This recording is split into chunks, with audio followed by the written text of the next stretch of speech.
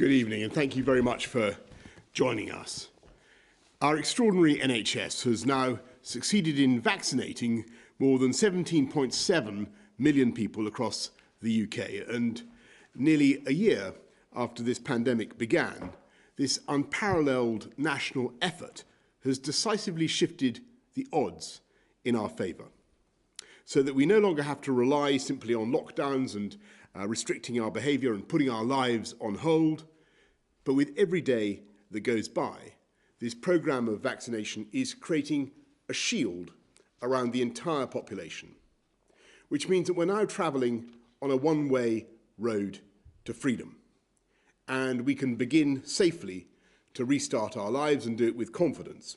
And I want to be frank about exactly what that means and the trade-offs involved. The vaccines reduce the danger of COVID, they save lives, and they keep people out of hospital. But no vaccine against any disease has ever been 100% effective.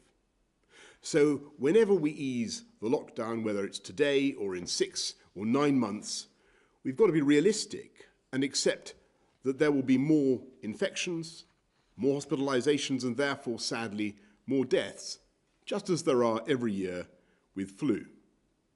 Even if we sustain the lockdown indefinitely, which would itself cost lives and do immeasurable harm to our children, we would not be able to eradicate this disease. And that's why it's right gradually to replace the protection afforded by the lockdown with the protection of the vaccines. And our approach is to move with the utmost care and advancing in 4 steps, each with a minimum of 5 weeks apart, so we can properly judge the impact of each relaxation before we move on. And you can see the details of all of this on gov.uk. And we'll be led at every stage by data, not dates, and we will apply 4 tests: the pace of the vaccination programme, the effectiveness of the vaccines, the pressure on the NHS, and the risks of any new variants of COVID. And therefore, as we look at the data today, I can confirm that 2 weeks from today, Monday the 8th of March, we will begin step 1. And schools and colleges across England will reopen and teaching in classrooms can start again. All the evidence shows that schools are safe and the risk posed to children by COVID is vanishingly small. But to offer even greater reassurance, we're introducing twice-weekly testing of secondary school and college pupils and asking them to wear face coverings for the rest of this term. Students on practical courses can return to university, but all others will need to continue learning online and will review the situation before the end of the Easter holidays. We will allow breakfast and after-school clubs to restart, and among other changes, on March the 8th, you'll be able to have a coffee on a bench or a picnic in a park with one person outside your household. And because we know how stressful this time has been and how people yearn to see friends and family, if only fleetingly, we will now go further. And on the 29th of March, you can meet more of your friends and family outside, including in gardens, either as 2 households or subject to the rule of 6. And then we'll go on to step 2, which is no earlier than the 12th of April.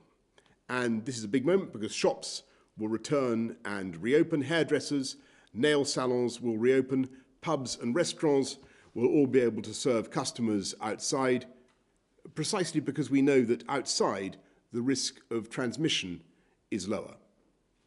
And then 5 weeks after that, no earlier than May the 17th, we'll go to step 3 and open all our hospitality sector to service indoors, pubs, bars, restaurants, along with hotels and cinemas.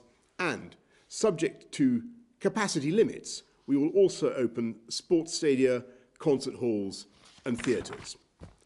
And finally, provided we continue to pass the 4 tests, then from the 21st of June, we will go to step 4 and say goodbye to most remaining restrictions, resuming large-scale events like business conferences and football matches, lifting the limits on weddings and reopening nightclubs.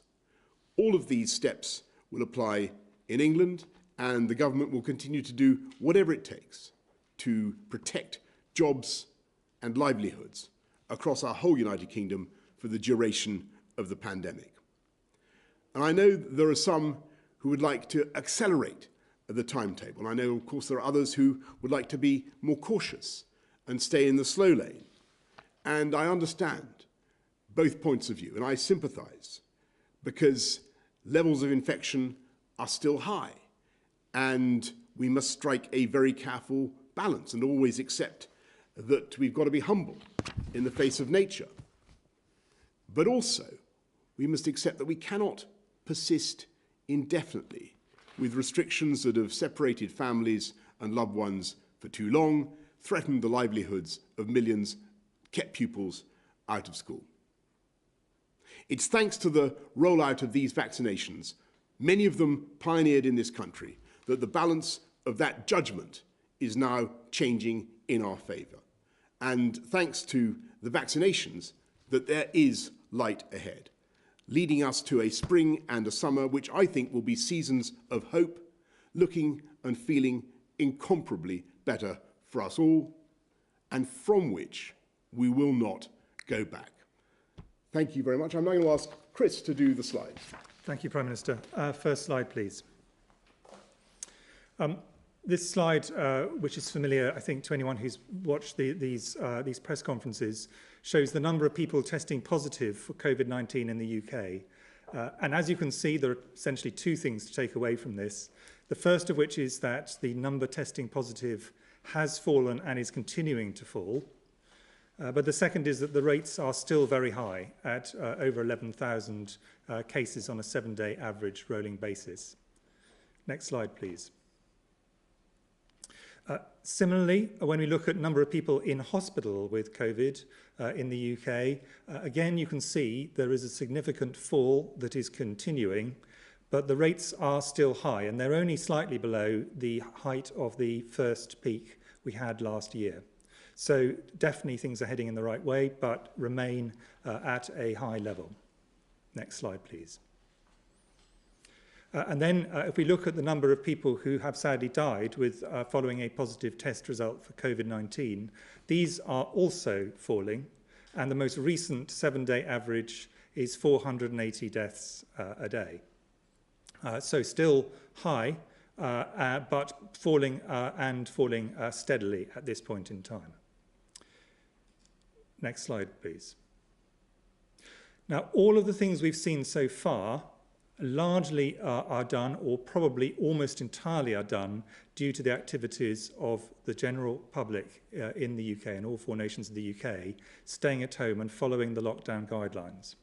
But we have had this really extraordinary rollout of vaccination across all 4 nations of the UK, and you can see in this graph that this line is continuing to go up steadily, day on day. Next slide, please. So I just wanted to talk a little bit about what we would expect the impact of this to be. And the Prime Minister has also asked me to talk a bit about the results of 3 studies that were released today from England and from Scotland. So the first thing in this slide to say is that the great majority, well over 90%, nearer 99% of those who sadly die of COVID are in the groups, the JCVI, Joint Committee on Vaccination and Immunisation groups, 1 to 9. And they're in the dark blue, and this is a study of people in hospitals in the UK.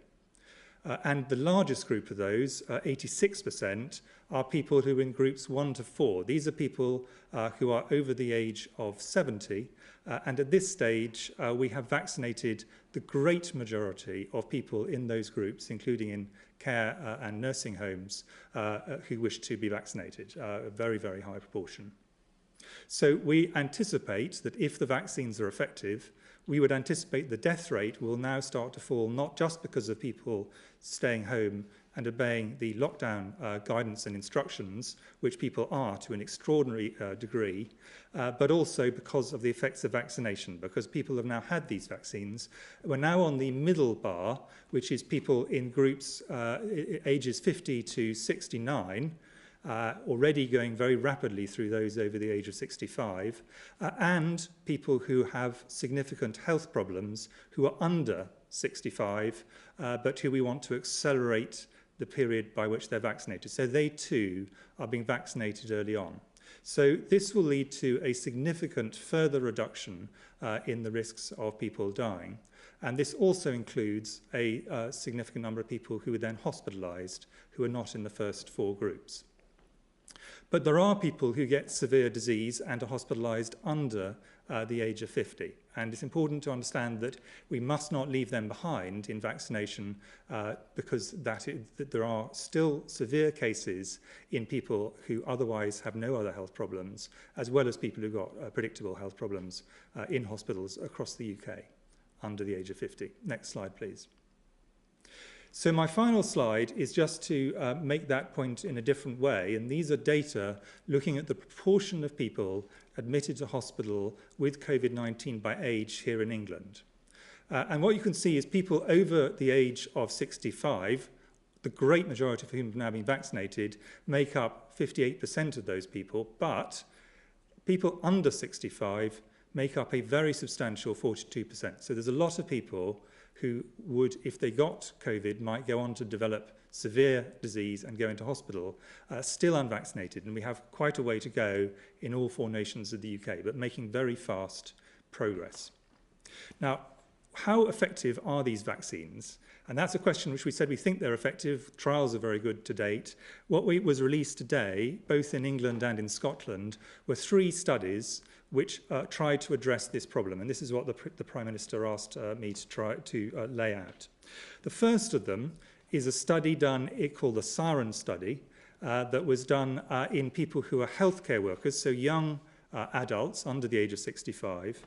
And what that showed is that at 21 days, there was a 72% reduction of the effectiveness of the vaccine, but the vaccine led to a 72% reduction in the number of people who developed an infection, even a mild infection, at 21 days after just 1 dose of the vaccine, and this increased further to 86% if they had a second dose. So that's extremely good protection just from mild infection. Now, obviously, you have to have mild infection to go on to get severe disease. And then the second study, which is an important additional piece of information from Public Health England, showed that you got significant protection also in older people, including people over the age of 80, so over 55 or 55% protection just from getting mild disease at 35 days. But if people got an infection, there was a further reduction of around 50% in them having severe disease and therefore going into hospital. So if you put them together, you obviously won't get into hospital if you don't get disease at all, and then you have a further 50% reduction. So we are confident from these data that the effectiveness of this vaccine in older people in reducing hospitalizations is greater than 75%. The exact number will change as the data comes in, but we are confident that this is going to be the case. And this is backed up by a third study that was released from Scotland, and that looked at both the Pfizer vaccine, which is the data I've shown from the UK so far, and the Oxford AstraZeneca vaccine. And the headline numbers they report, and to be clear, I think these will change a bit over time, but the headlines that they report is that the probability of the vaccines reducing your chance of going into hospital, so that's made up of reducing the risk of infection and then reducing the risk of severe disease, both of them together, was 85% for the Pfizer vaccine and over 90% for the Oxford AstraZeneca vaccine. And that vaccine effectiveness remained in those who were 80 years old. So this tells us 3 things. The first one is these vaccines, both the vaccines being used in the UK, provide a very substantial level of protection from the first dose. And in fact, the great majority of the protection is from the first dose. So very important people get their vaccination. Secondly, the data suggests that that protection continues over a prolonged period beyond 21 days. So this is, I think, supportive of, it doesn't prove it's exactly the right thing to do, but supportive of our delaying the second dose. But importantly, the third thing it shows is that we must make sure that those who've had a first vaccine go on to get their second vaccine. Final thing the Prime Minister asked me to talk about was the delay of 5 weeks between the different stages of this, between the different stages as they're rolled out, the next phases of the roadmap that the Prime Minister announced to Parliament today. And the reason for that is that inevitably, for each one of these steps, we are taking a risk, which is an accepted risk. There is a risk to this, and everybody in the country, I'm sure, understands this. And what we want to do is, after each set of risks with a particular set of opening up, wait until we have data that tells us, has this done what we expected it to do? Have we actually ended up in a slightly worse place than we thought we would? Or have indeed we ended up in a slightly better place? But I think the big worry is, have things got slightly worse than we were expecting? And we cannot measure that in less than about 4 weeks, because it takes that long for the effect to be seen and the data to come through and be analysed. So that's the reason for the 5-week gap, because it allows us to see it, whether it's had an effect, and then to make a judgment as to whether that's material to making the next decision. That's the basis on which this is done. But I think I would like to re-stress what I said at the beginning on the first slide. There are still very significant numbers of people with infections every day in the UK. There are still a lot of people in hospital with this disease. This is not the end, but this is the point where we can have a steady, risk-based, data-driven opening up. But everybody must stick to the guidelines as they go through the different stages. Because if we don't do that, then we will get to a stage where the rates go up very high, and you'll find there are people who are not protected by the vaccination. These are not 100% effective, as the Prime Minister said. Thank you very much. Thanks very much, Chris. Patrick, anything to No, to I add? completely agree with that, and the caution of going every 5 weeks is very important, because we need to measure so that we're not flying blind on this. We need to know what the impact of the opening up steps are. Thanks very much. Let's go to David from Cardiff. The vaccine rollout is going really well, but people will soon start to require their second dose of the vaccine. What is the government's plan for incorporating these second doses into the vaccine rollout? Will you need to cut back on the first doses being given, or will the vaccination programme be expanded even further, and how? David, you're asking a very important question. We've got to make sure that we have the supply in place for everybody to get their second vaccination within 12 weeks, as well as giving every adult, as we've said already, a vaccination by the end of July. And we do believe we have the supplies in place to keep up that rhythm and that timetable. And obviously, we're looking the whole time to source more where we can from our suppliers, according to the contracts that we've already signed. But that's basically the plan, David. I hope that will do you. Let's go to Rachel from London.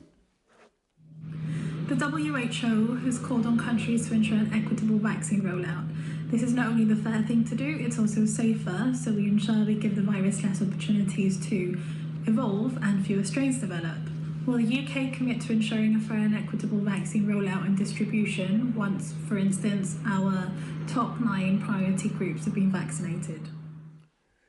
Yes, Rachel, it's very important that the UK will continue to support vaccine rollout across the whole world. That's why we've invested in the COVAX vaccination programme.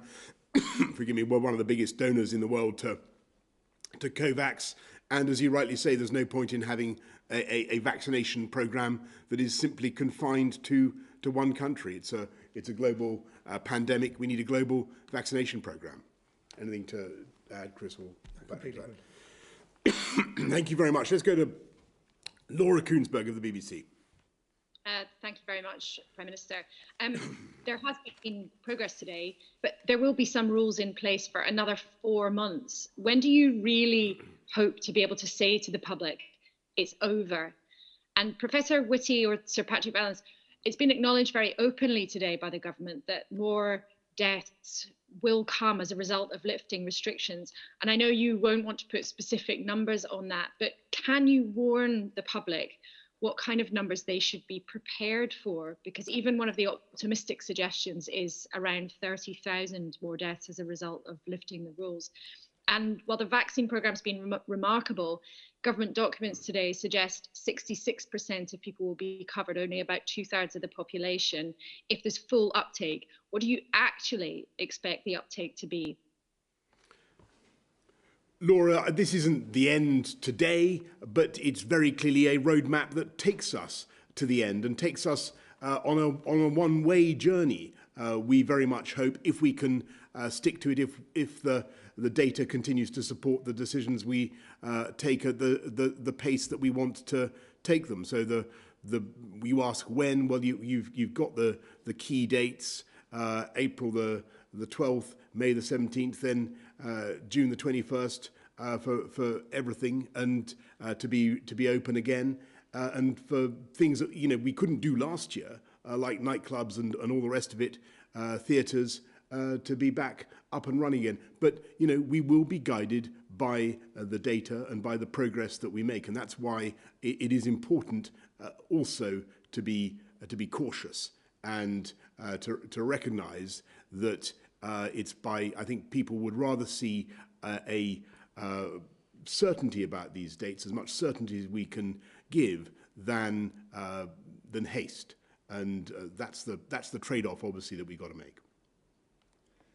On the numbers, and I've been very careful never to put forward numbers if I can possibly avoid into the public domain, because I just don't think it's helpful or in fact meaningful. But I think just thinking about it in relative terms, every year in the UK, as in every other country, you get substantial numbers of people dying from respiratory infections. Flu is the one everyone thinks about. An average year might be about 9,000 people a year. Bad years are significantly more than that. But you also have pneumonias, you had adenoviruses. There are a lot of other respiratory infections. And this, I'm afraid, for the foreseeable future, coronavirus is going to be added to that list of things that those who are vulnerable, even despite vaccination, can be at risk of. We vaccinate against flu, we vaccinate against pneumococcal pneumonia, and still there are cases and there are deaths. And I think people need to see it in that way, not to see it separate from others, but to see it as this is something where the vaccination will take the rates right down, but they will not get rid of this, and this is something we have to see for the long term, and in my view is likely to be a problem in particular in the winter for the next few winters. Then let's see how we go. On the 66% thing, and this is made up in part because children are currently not being vaccinated, there's a live question about whether in the long run vaccination of children would be something to offer, but there's a long way to go before that. We haven't got trials in children, we haven't got license in children, we haven't got the modelling to suggest that's the right thing to do in children at this point. I think this is probably several steps away. At this point, the real priority is getting through all the adult groups. And I think what's been really cheering is we thought we were being quite ambitious in the uptake we would get on the vaccines. Actually, the uptake from almost every part of society so far has been incredibly high. And this is very good because it protects them, it protects the people immediately around them, and in the long run, this will help protect society. So the extraordinary levels of uptake we're seeing, over 90%, in some cases well over 90%, I hope that is replicated as people are invited for vaccination. Please do go. It protects you and it protects everyone around you. And then in terms of minimising the number of deaths, it's about going slowly, and it's about us all sticking with the rules. So when there's a chance to sort of do a bit more, that isn't an invitation to do a lot more, it's an invitation to do a bit more. And that's really how we've got to behave as we go through this rollout, to make sure that we do it at the right stages, measure as we go along, and make sure that we pick up. If there is an increase, we pick it up early enough to be able to do something about it. Thanks, Laura. Robert Peston, ITV. Good afternoon, or good evening, gentlemen. Professor Whitty, we've heard from you so often that the rate of infection can't get above 1, the famous R, but there's no reference to R in the 4 tests that you've set for opening up society and the economy. So what rate of infection in the coming weeks and months is one that should cause us concern. And for the Prime Minister, you seem to have had a Damascene conversion to the idea that vaccine and testing certificates or passports are maybe the way to let us go safely back to big live events and big concerts. Are you now persuaded that's the way to reopen the economy safely? And I'd actually be interested to know whether Professor Whitty and Sir Patrick Vallance think that those sorts of certificates would be a good idea. Chris, you're first. On the R above 1, I mean, I think that until this point in time, until we had vaccination, the inevitable result of cases rising was elderly people's cases rising, hospitalizations rising, and deaths rising.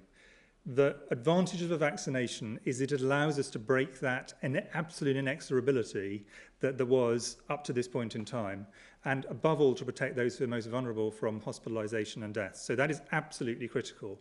Now, we all know, and the modelling demonstrates this, that was released in the same time, that there will be, subsequent to, even with these quite careful one-at-a-time measures, there will at some point be a surge of cases, and R is going to creep closer to 1. At every stage, R is going to creep closer to 1. It might at some point exceed 1, and at that point we will expect to start to see some cases rising. But firstly, the vaccination takes a lot of the heavy lifting on this, and once we've got a large proportion of the population vaccinated, our expectation is that will pull the natural R that it can get to well down, so that will take a lot of the heavy load. And secondly, we're expecting that even from this stage, a very high proportion, but not all, of elderly people and vulnerable people are protected by the vaccination. So the tight linkage between R and deaths is less tight than it was, but the point of the stages the Prime Minister has laid out are to keep that surge to a low level at the same time as protecting the most vulnerable. That essentially is the twin track approach to this. And if we let things go very fast now, the result would be a very significant, rapid increase in R, a rapid surge of the virus, and then we have an incomplete protection from the vaccine at the moment, and that would lead inevitably to death. So that's the reason for taking it very steadily, as the Prime Minister has laid out. Robert, on vaccine passports, I think for things like international travel, other countries will unquestionably think of insisting upon them, just like you might insist on a certificate that you've had a yellow fever jab or whatever. So I think there's something that's likely to be important in the conversation about international travel. On the question of what is the role of something like a certificate of vaccination within the domestic UK economy, there are clearly some quite complex issues, some ethical issues about discrimination and so on. To what extent can government either compel or indeed forbid such use of such certification? I think all that needs to be gone into, and so we're going to have a review of the whole issue before we come to it, as it were, because at the moment the emphasis is on vaccinating everybody, or all adults, and that's got to be right, because that's the non-discriminatory way to go. But also, and so there may well be a role for certification, but we just need to get it right, and always remember that the advantages of testing, lateral flow testing. So both things together, as I think I said a few days ago, I think will play an important part.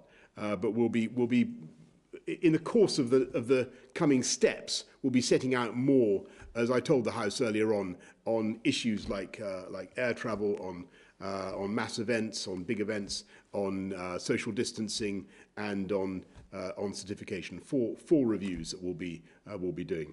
Thanks a lot. Let's go to Sam Coates, Sky News. Thank you, Prime Minister. You've said over and over that today's plan will be irreversible. How can we know that this isn't an empty promise? If you have to lock down the nation again for a fourth time, would it be a resignation-worthy matter? And to both scientists, is it possible, in the opinion of both of you, to have an irreversible unlocking? Sam, I can't guarantee that it's going to be irreversible, but the intention is that it should be irreversible, and that's why we're going in the way that we are. That's why we're taking the steps that we are. And a lot of people will say, you know, why don't you go faster, or why don't you see if you could bring some of this unlocking earlier if things are going well and there are signs that the disease is continuing to retreat. And for the answer to that, you've just got to listen, I think, to what Chris and Patrick was saying earlier on about the need for an interval between the relaxations, the unlocking stages, and the need to look at the data, see what's happened. You know, this disease is capable, as we have seen, this variant is capable of spreading really very fast when you unlock. We saw that in the end of last year, in January. We've seen how fast it can take off when it gets going. That's why we've got to look at the way the vaccinations are working. We've got to look at the data and proceed cautiously, but as I say, I certainly hope irreversibly. That's what we want to do, and we don't want to go back into another lockdown.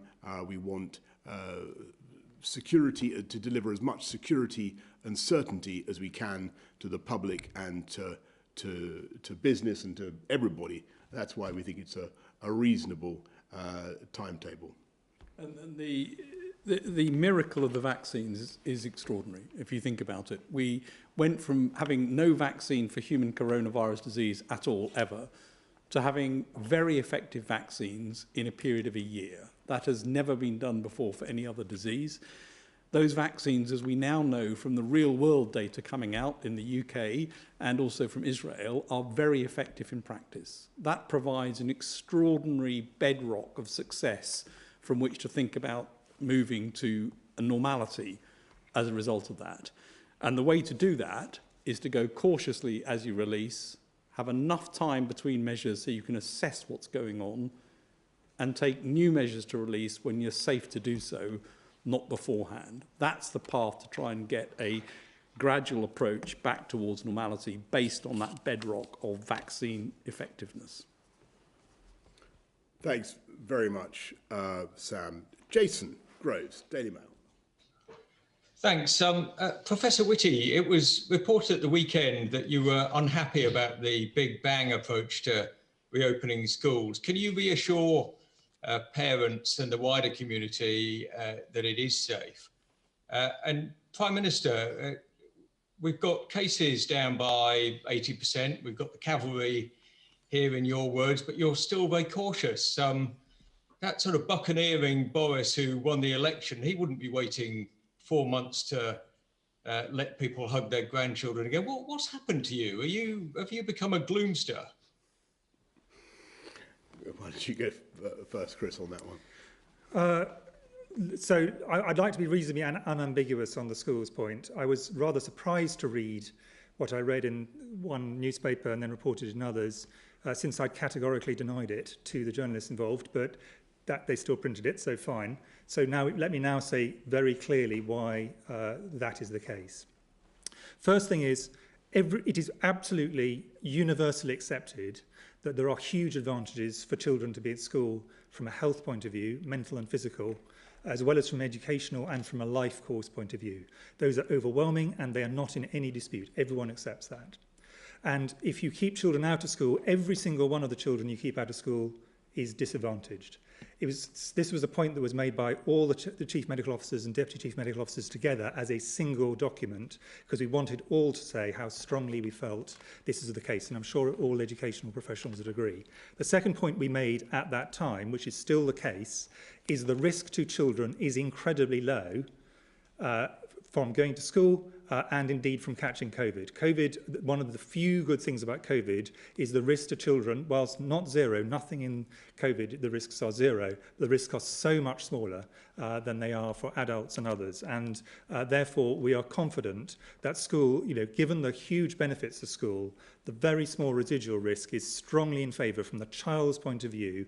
Everything is strongly in favour of children, whether primary or secondary, of going to school. And the data on that, I think, are unambiguous. The third question is, and this is the one which led to having to close schools this time round, as it did indeed on the first wave, is the impact this can have on R. And the view is, as things are falling down rapidly at the moment, there is some headroom to go ahead. And the first priority, as the Prime Minister has repeatedly said, is for schooling, and I think everyone would agree with that. We have a natural fire break at the Easter holidays, and we've got these 5 weeks to work out how things are going. So there's a large number of insurances built in, and there's several things we're going to be doing this time round on schools which will take the risk even further down than it has been before, including greater use of testing, wider use of masks, and a whole variety of other things, which have been incredibly supported by many in the teaching professions. And I really would like to pay a huge tribute to what teachers have done over the whole period, because they've kept schools going for children of key workers all the way through, including the absolutely worst times. And they've done that because they believe so strongly in education, as all of us do. And then the final thing that is needed is obviously to make sure that, as far as possible, schools are a safe working environment relative to all other working environments, and many of the things we're talking about will help that as well, because teachers and other teaching professionals obviously want to consider that. But what you look at when you look at the data are that relative to many of the professions that continue to work through this, to nurses, care home workers, many other professions, teaching, and there's not zero risk to teaching in any profession, but teachers are not a high-risk profession in the way that those kinds of professions are high-risk professions. But I don't want to diminish that. I'm just saying they should be made as safe as possible, including in environments where people aren't doing face-to-face classroom teaching. But to go back to the beginning, I think there is a really clear reason why everybody wants children to be in school, and what we therefore have to do is try and make that reduce the risks as far as we can for students, for parents, for teachers. And the final thing is the vaccination that's going on at the moment, what's called the Tier 6 vaccination for JCVI, includes people under the age of 65 who've got pre-existing health conditions. And for teachers and parents who are in those groups, the vaccination is accelerated because they're part of the early wave of vaccination. So I just want to it's a long answer, but that's because I think a lot of parents, a lot of families are wanting to think about this. Indeed, a lot of teachers, obviously, are wanting to think about this. And I wanted to give a really clear answer to that as best I can. Patrick may want to add to that. Well, it's a very complete answer, and I completely agree with it. I think it's crucial that we get children back to school. The environment, as Chris has said, has been made progressively more safe for children to do that. And we're in a situation now where if we can get the children back, we can measure after 5 weeks the effect. We've got 3 weeks before a 2-week holiday. This is the right thing to do, and it's right to get that as the top priority. Yeah, and Jason, I don't think I'm being remotely a gloomster in what I say. Listening to this roadmap, it's pretty obvious. The crocus of hope is poking through the frost, and spring is on its way, both literally and metaphorically. But I won't be buccaneering, as you put it, with people's lives, and nor will anybody in government. I think when people look at this roadmap, I think actually it's about as dynamic as it's possible to be under the circumstances and with disease and infection where we are. If you'd said to me, a few months ago, that by June the 21st we were going to be in a position where we thought it was really credible to open up everything, including nightclubs, I would have struggled to believe you, quite frankly. But that's the miracle of the vaccination programme that has delivered that. And I think what this roadmap does is it strikes a balance. It allows us to go forward cautiously and not to go back. And I think that's what people really want. They want to go forward as fast as we reasonably and safely can, and not to be forced backwards again. And I think they would rather trade some haste, as I say, for certainty and security about the deadlines that we're setting. Okay, thank you. Pippa Crerar of the Mirror. Good evening. The roadmap promises a review into whether it's going to be possible to ease social distancing rules from June the 22nd. Professor Whitty and Sir Patrick, you've both previously suggested that some of those may be in place at the end of the year. Can you give us any idea when we might be able to go back to the office, or more importantly for most people, to hug or kiss our loved ones? Or can we really look forward to an end to social distancing this summer? And Prime Minister, you said earlier in the comments that you will not pull the rug out from under businesses and workers, yet you've told them that they have to wait until the budget. Many, especially the self-employed and the hospitality sector, are already on the brink and now are facing more months of lockdown restrictions, meaning that as the country opens up this summer, we could be facing mass job losses. Can you give them the reassurance that they so desperately need now? Yes, go on. Yeah. So as we get the population vaccinated, and the ambition is to have all adults have a first dose by the end of July, as the Prime Minister has said, you start to get real protection across the entire population. At that point, many of these things that we've got in place now will have gone. It's possible that coming into next winter, in particular, certain things may be necessary. And Tony Fauci yesterday said in the US that he thought that things like masks may be needed next winter. And I think we're in the same position, that it may be necessary next winter to have things like mask wearing in certain situations. Hand hygiene should remain part of the norm. Making sure that if we get the sorts of symptoms that we know are associated with COVID, we stay off work. Having an effective test, trace and isolate system still in place will be an important part of the baseline measures that we're talking about, and taking individual responsibility for thinking about where there's an environment in which there could be a risk, particularly during the winter months, are the sorts of things that I think we should expect for next winter. That's not the same as a whole raft of NPIs in place restricting movement. Now, all of this depends on what we see and what we measure and how this goes. So I'm not making any promises about anything, but those are the sorts of measures that you might expect, I think, as a sort of baseline to be required during winter months. Chris, you may want to add. No. Pip, on the hospitality sector, I know how tough it's been for that sector, and particularly for the many female workers in that sector who make up such a large proportion of the workforce. And we will, of course, continue to support them in any way that we can throughout the pandemic. And Rishi will be, the Chancellor will be setting out more next week to go with this roadmap. We've already, as you know, done £280 billion worth of support for the whole economy on getting people back into work, particularly young people. Don't forget there's the Kickstart programme worth £2 billion on its own to help people into employment if they lose their jobs in hospitality or retail or any other sector. But the best thing for all these sectors is just to get them open again in a COVID-secure way on the dates that we've set out. We really hope, and not to go backwards. That's what we're trying to do. And I think that sense of a date, an ambition, a goal will be, I hope, will be reassuring to a great many businesses as they take the difficult decisions that they must. Thanks very much. Let's go to Joe Murphy of the Evening Standard. Joe. Thank you very much, Prime Minister, and good evening. Could I ask you all one quick one each to finish off?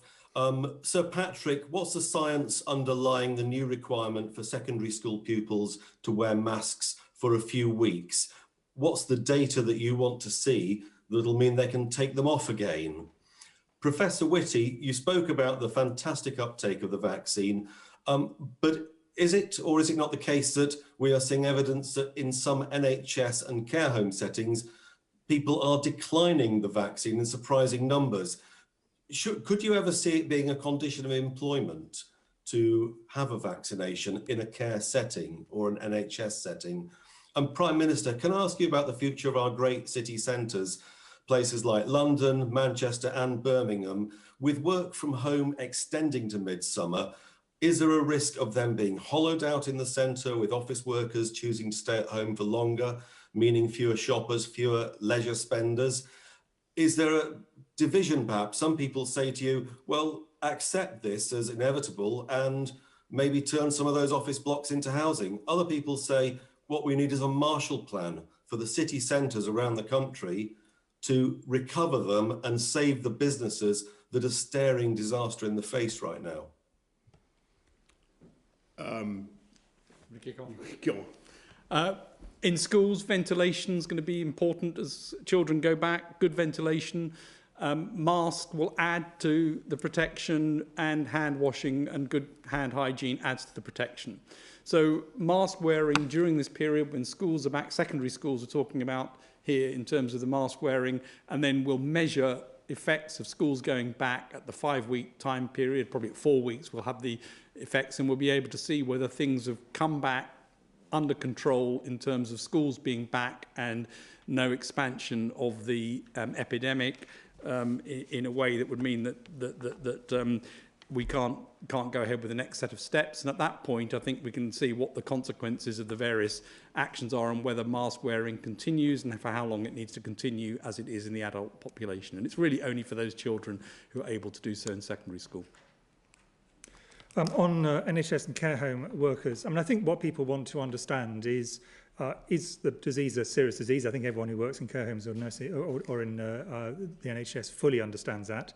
Secondly, does the vaccine work? And I think today we've seen yet further really clear evidence. This vaccine protects against mild disease. It protects against asymptomatic disease, which means you can protect people around you, and it protects against severe disease. So it really works. And the data on safety is reassuring and continues to mount. People want to know about that. And I think those bits of information are getting stronger and stronger the whole time. Actually, in most health and social care settings that I've seen, and the data would back this up, people are really keen to get the vaccine. There are obviously some people who've got some caution, and we need to have that discussion with them. But I think my view is clearly for medical staff, where I am subject to the same code. It is a professional responsibility for doctors to do things which help protect their patients. And I expect that to be a professional responsibility for all other health and social care staff as well. Now, questions around contracting are not really for me. The only comment I'd make on that is there has been, it has been a norm. For example, there's an expectation if you're a surgeon, you've got a hepatitis B vaccine. So it's not that this was completely new territory, but I think that's not really a question for me. That's a political question. The professional expectation, very strongly, my view is professional medical and social care staff should be taking it. Yeah, and Joe, since Chris has said it's a political question, I suppose I ought not to dodge that implication and just say that I think that in the case of care homes, I know that some of the very high quality care home groups are now looking at what they can do to make sure that their staff are indeed vaccinated. But on your question about the city centres and what's going to happen. It's a very, very important question, and I think that there will be changes as a result of the pandemic, and I think that it will accelerate some trends, and it may be that, as you rightly say, Joe, there's opportunities for more residential accommodation in town centres, in high streets, which have been changing the way they work anyway for a long time. But I don't believe that this is going to mean a fundamental change to the way our life in our big cities really works. And I used to chair TfL for a long time, Transport for London, and I remember the better remote communication gets, and the more people can see each other and talk on mobile devices and the rest of it, and there's a paradox, the more actually they want to see each other face to face for whatever reason. And that, I'm sure, will come back.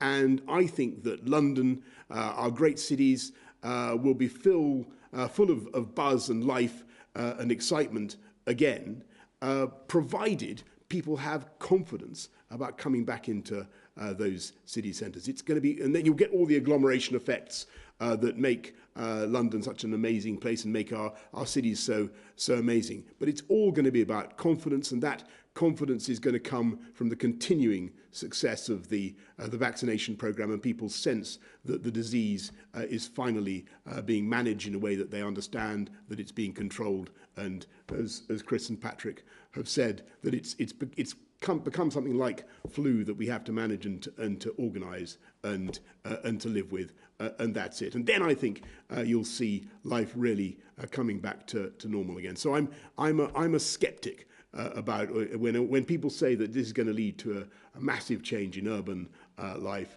I'm doubtful. I think that our great cities will bounce back along with the rest of the economy once we've got this roadmap delivered. Anyway, that's all we've got time for tonight, everybody. Thank you very much. Thank you.